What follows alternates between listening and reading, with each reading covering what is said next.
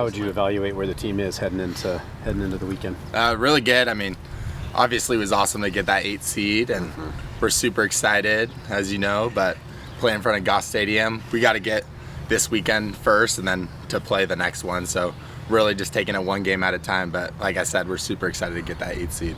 How do you approach getting ready for the weekend? Do you scout all 3 teams, or what do you do? You wait till it's almost your time up, or what do you do? Yeah, I'll scout them for sure. Dorman will have us in a pitchers meeting, go over their hitters just game by game. But just sticking to my routine, being consistent with it, and just super excited for it all. And looking back a year ago, some of your best performances were out of the bullpen in the postseason. That's kind of your role right now. What are you looking forward to about this weekend? Yeah, I mean, it's going to be fun. Like Dak said, this is when the real fun starts. The regular season's behind us. Like you said, there's been some ups and downs through it, but this is where it all happens. So I like to perform my best, like when it really matters the most. So, yeah. Is this what you expected? Was an 8th seed to be going independent in baseball is not easy. You guys were on the road a ton. You had to schedule so many games. Other programs at this school have struggled since the Pac-12 fell apart. Why has this one thrived? Yeah, I mean, we've faced some adversity this year, but all the trust in my team and coaches. Cannon put together a great schedule to get us ahead in RPI, and we just got to win the games, which we had done. And I mean, the biggest goal was to host the regional and then super regional and make the path easy for us to get to Omaha. So that was the goal at the start of the season, and I think we did a good job of that. What was your reaction to switching out of Friday and going back to the pen?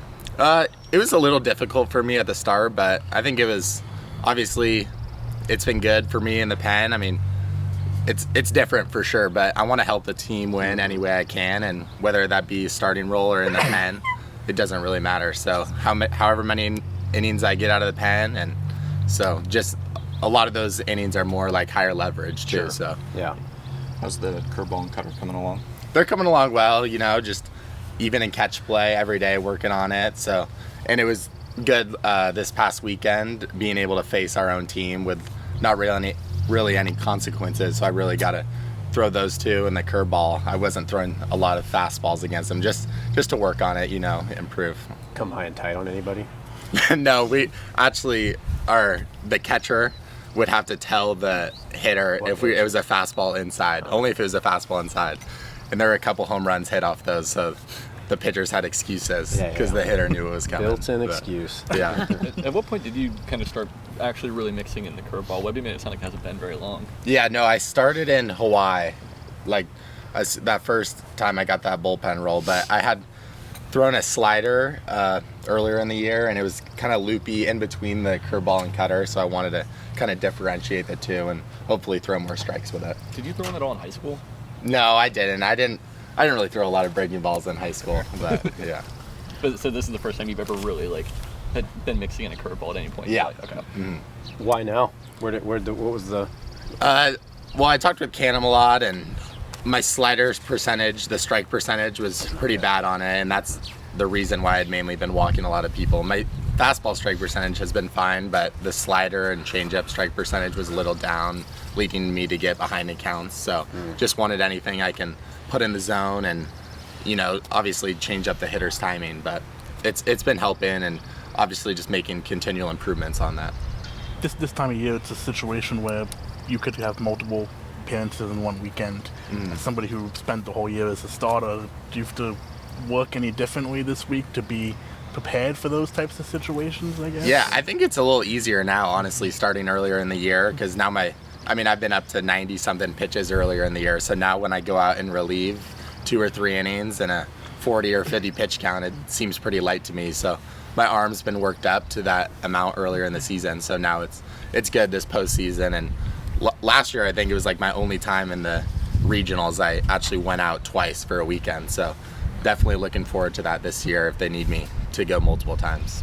Speaking of all hands on deck and playing loose, how is that important for regionals? You want to be intense, but you want to be having fun, and that's a key aspect. You're playing ball, so nothing better. So how's the team prepared to stay loose during regionals? Yeah, I mean, obviously it's going to help being in front of Goss Stadium with all the fans, but just continuing to have fun with it. And I think this squad really loves that competition aspect of it. So we know we got to win these games, like not putting any extra pressure on us, but we know these are big games, and I think that's when we're going to thrive.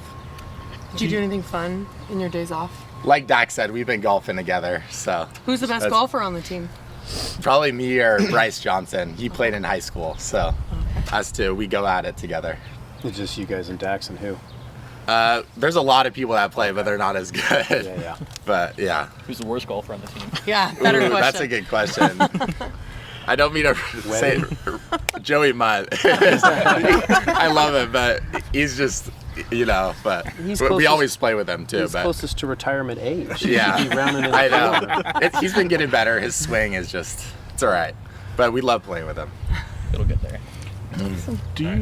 Do you have to have conversations with guys like Dax and Klein and Queen, guys who haven't experienced this before, the intensity of it? Like, what do those conversations look like, if they even are conversations? Yeah, I mean, just getting them to retain their confidence. They've been great all year, so I love talking with them, helping them whenever they need, but they've been awesome. Like you said, we've got the starters are young. We got Dax, freshman, Kleinschmidt, and Segura as sophomores too, so Eric's been through it last year, but I'm super excited to watch Dax and Kleinschmidt.